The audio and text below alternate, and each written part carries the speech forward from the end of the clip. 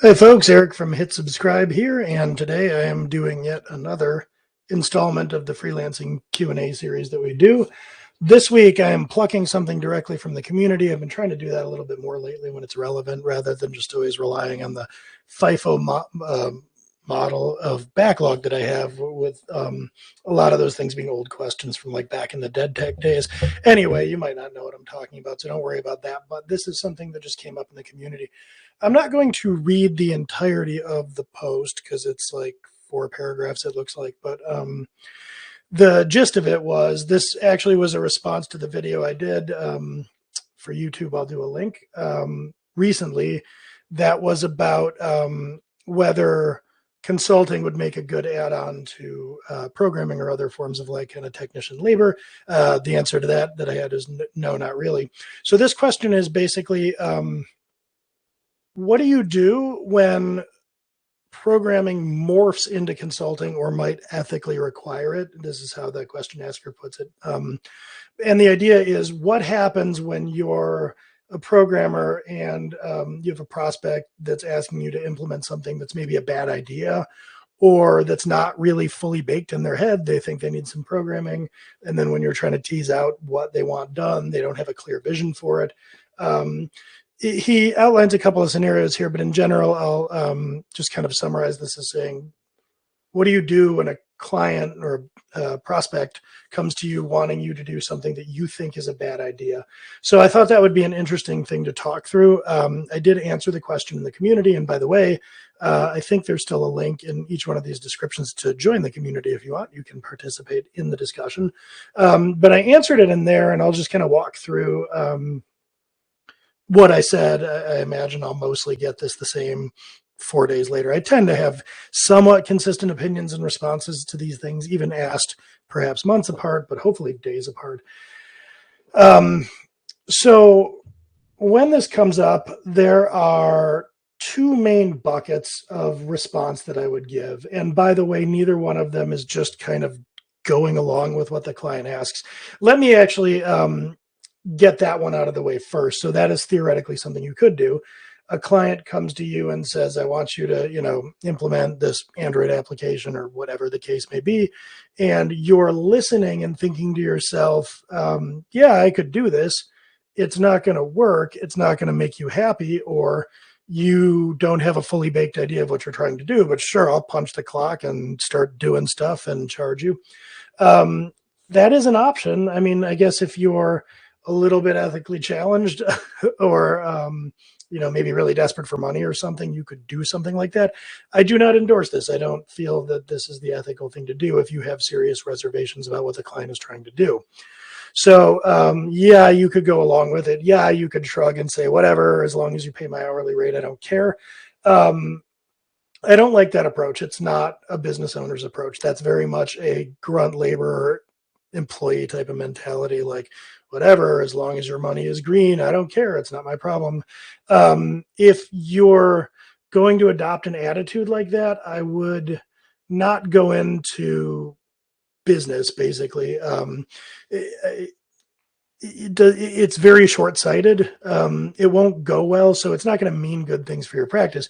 You are almost certainly going to have a client that has buyer's remorse from working with you if you do something like that.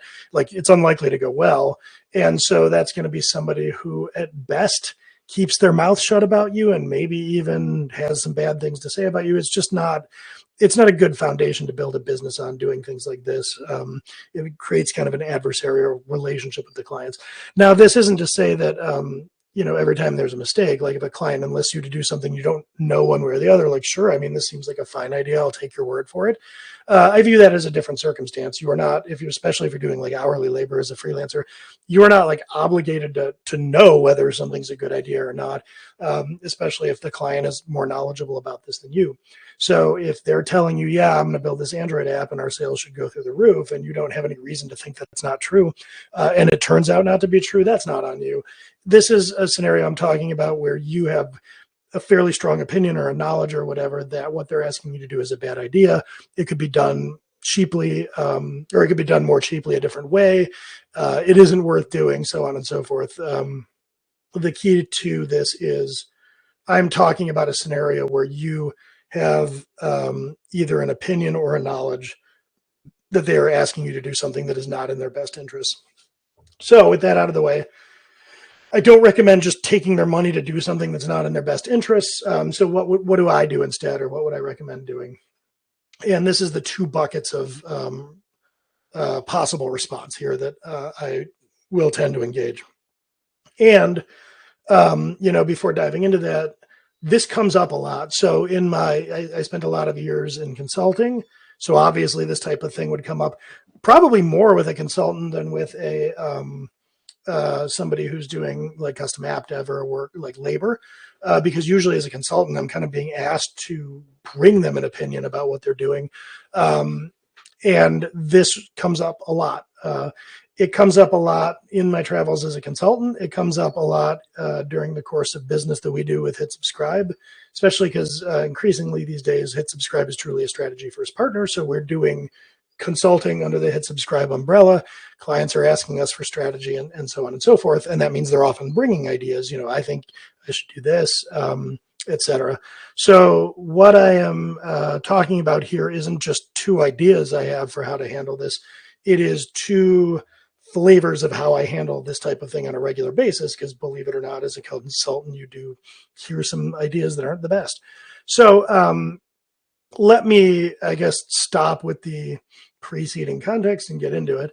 The first thing that one could do is to say, and this is typically how I'll phrase something like this: if I am very convinced that the client truly has a bad idea and I probably don't want the business, I will say something along the lines of, I hear what you're trying to do, and maybe I'm wrong about this. I'm not a prophet. I could be wrong, but I do not see a path to a return on the investment that you're looking to make in paying me. I don't see a road to where I do this for you and it's a financially good idea. So I'm pretty convinced that if I do this for you, it will waste your money. And I don't want blood money. I don't want to take your money to do something that I think will fail. So that is option one. Option two is a little bit more subtle and nuanced. It's a little bit tougher to pull off, but it's kind of gentler. And with option two, they bring me a bad idea and say, I want to do this bad idea, Eric. What do you think? I will say, that's not what I would do. I don't see that working out. But again, I'm not a prophet. I might be wrong. So what if we figure out a way to try this at a small scale, to see where, or to test this out? Is there a way that we can actually figure out which one of us is right or wrong before committing a lot of resources to this? So those are my two approaches. Let me go into each one in a little bit more detail. The first one is kind of easier to talk through. So this is one where you're essentially refusing to work. Now, something to bear in mind about this is, in a sense, this is more aggressive. This is a lot less likely to be received well, because you have somebody who's like, I have an idea, and in fact, it's such a good idea that I'm willing to put my money where my mouth is and pay you to implement my idea or advise on my idea or whatever. You are then turning around and saying, no, you're dead wrong, and I'm so confident you're wrong, I don't want your money. So this is, pretty contentious when you get down to it. Now, you are doing a good faith thing, so that that will mitigate somewhat, bad feelings that they have. You're saying your idea is bad. It's so bad, I'm not going to take your money. Kind of the undercurrent there is, I'm not going to take your money. I have your best interest in mind. So they're not going to exactly hate you, but that's a hard thing to hear. You're calling their baby ugly, and you're so convinced their baby is ugly that you are leaving money on the table. So usually if I'm deploying that, it probably means I don't want to work with this person. Maybe it's a client and the relationship isn't a great fit. Because you have to anticipate that this isn't going to go the best. They're not going to hate you because you're bearing their best interest in mind. But it's unlikely that what they're going to do at this point is say, oh, interesting, tell me what I should do instead, just because it's so at odds. It does happen. And so I'm not saying I always deploy this in a situation where I don't really want the business for one reason or another, but this is far more common. If I'm, if the relationship isn't a good fit, if I've got red or yellow flags about the engagement, if I'm busy with other things, I might do something like this. Also, just if it's colossally, a bad idea, like, I'm sorry, I like you, but this is the worst idea I've ever heard, and I refuse to take your money for this. So, there's nuance in all things here, but generally, the kind of person that's going to be stridently wrong and confident about it is often not the kind of person I might want to work with. The kind of person who is going to be confidently wrong in this fashion might not be in their role all that long, or might not be in business all that long, if they're placing large, ill-advised bets. So there's a number of reasons that, it might not make sense to continue. And if you really have kind of a red or even yellow flag feeling about it, then it's a good way to stop the conversation and to get out of a murky situation where you're talking to a client and you're saying, hey, I don't think this is a good idea, but I might take your money, but I don't think this is a good idea. So, if you kind of do all this caveating and you're wishy-washy about it and you take their money and you go anyway, in 4 months or whatever, when the whole thing goes sideways, they're not going to have it be top of mind that you were telling them it's not a good idea. Instead, they're going to be saying, why did you take my money to do this? So being wishy-washy about it isn't going to really caveat this for you and make it better. So I would take a strong stand and say, like, I have ethics here. I just do not feel good about this. So that's bucket response one. I usually deploy that when I, for some reason, don't really want the business anyway, because it's just more likely to result in not working together or a breakup if it's with a current client. Again, not always. Some people like direct feedback like that. This is just kind of like a general rule of thumb. The second flavor of response, where I say, I don't think that's going to work, but let's figure it out. This is much more likely to result in the relationship continuing to be harmonious, because I guess in the previous one you were too, if you're taking my advice, caveating it with, I could be wrong. But in this case, you're not saying I could be wrong, but I'm not. Basically, and I'm so confident I don't want to take your money. It's, I could be wrong. How do we figure out which one of us, so you and I don't see eye to eye on this. How do we, instead of speculating, how do we resolve this? That is much more likely to result in a collaborative path forward of some kind. The challenge with this is you need some idea as to what would be a good spike if you're from the agile world, like what you could do that you could time box or do in the small that would actually resolve this. So you need to be somewhat experienced in thinking along these lines. So if they're coming to you and saying, I want you to build me $100,000 website because I run a hardware store and I think that we're just going to get so many orders. We're going to be flooded in orders with the new website that it's just going to more than pay for itself in the next 6 months. You would have to be thinking on the fly and to say, okay, how could I figure out whether that's likely to happen or not without actually building a $100,000 website? So, maybe you just put up a Wix site and you say, look, I want to figure this out with you. Why don't you give me $1,000 and I'll stand something up on Wix real quick. I'll make it pretty, but it'll be very simple and small. And then we'll run some ads and we'll get people, local ads in your town, to this website. And let's just see if anybody actually places an order for anything. If they don't, that's not a good sign. If they do, then, hey, maybe I'm wrong. I'll fold that into the cost of the engagement. We'll go forward. So this is an example that I just made up as I was talking. And while you don't actually have to make things up while you're talking, you need to be close to it because you're getting into consulting territory. And I don't mean making things up. I mean, you need to be figuring out ideas for how to run that experiment kind of on the fly. You can't just say, okay, give me, a month and I'll brainstorm how we could run this experiment. They're going to want to move and you're counteracting what they want to do. So you need to get into this mode of thinking where you're used to saying, okay, I don't think this is a good idea. What could we do? What's the cheapest, easiest, fastest way that we could find out a proxy for determining which of us is right or wrong? If you get good at that, that is absolutely an invaluable skill, because I can tell you from lots of experience with this, clients will be very agreeable to de-risking in this fashion. If they're coming to you and wanting to build a $100,000 website and you're saying to them, hey, for $1,000, we can really remove a lot of risk from the equation here. How about you spend $1,000 to see whether or not it's a good idea to spend $100,000? there are very, very few savvy people in charge of budgets that won't agree to that instantly. So you, in doing this, are actually providing a valuable service to them in helping them reduce the risk associated with their decision making. So, this is all well and good for me to say with lots of years of consulting experience. And you might be thinking to yourself, well, how on earth do I do that on the fly? That could maybe be its own video. It isn't easy. Practice, I bang this drum all the time, but I used to do office hours at a startup incubator for free, answering lots of reader questions from the DeadTech blog, et cetera. So I got very used to people asking me and me kind of saying, well, I don't know, let's think about this and we could do, this. And I practiced thinking like that and giving those types of responses.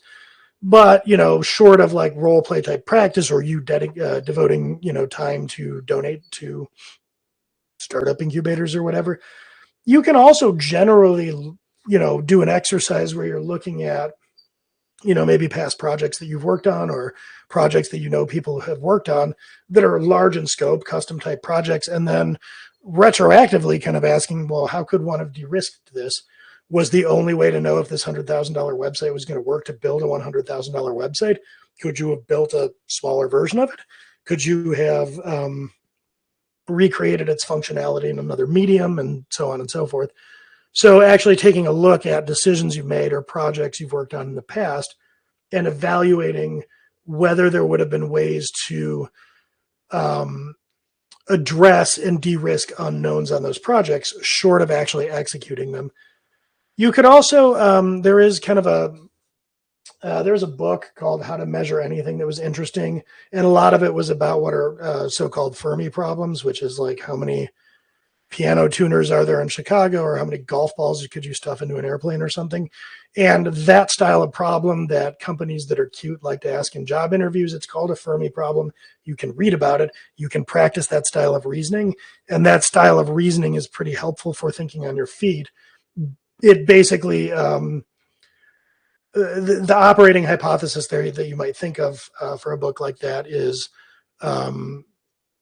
can you reduce uncertainty and risk by doing sort of calculated projections and a sort of rational thought exercise? So you can practice that type of thinking and those types of problems, absolutely.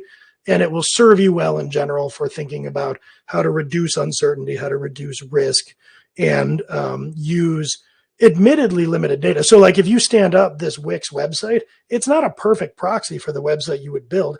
It is not a perfect way to reduce or eliminate risk, but it's much better for reducing and eliminating risk than you and some other person sitting there arguing about whether this is going to work or not. Neither one of you in that moment has any data. You just have your own hunches. Do something that provides actual data, and you're far, far ahead of where you would otherwise be. So circling all the way back, what do you do when a client or a prospect has an idea that you can't in good faith feel good about executing? To me, it's just one of, those are my two ways of saying, no, I won't do something that I think is a bad idea and take your money to do it. But any way you want to phrase that, I think, is how you have to phrase it. So it all sums up to the same thing, which is finding a way to say, I am not going to take your money to execute something that I think will fail. And the ways that I'm telling you to do it are pretty battle tested and tried and true that have worked for me over the years. You could come up with your own, but I would put the two I'm giving you here in your back pocket just to have readily available, because you can kind of then practice that if you're so inclined. And I don't even mean practice the Fermi type thinking, but just more practice how you would respond to something and have those lines at your disposal. So I could be wrong, but I don't see a path to ROI, and I don't feel good about taking your money if I don't see a path like that, as option one. And the other one is, I could be wrong and I'm worried about taking your money in this circumstance. Let's think of a way that we can figure out which one of us is right about this and do that smaller way first and get data there. And then if, I am wrong, I'll happily scale this thing up for you. So yeah, hopefully all of that is helpful, and I will catch you next time.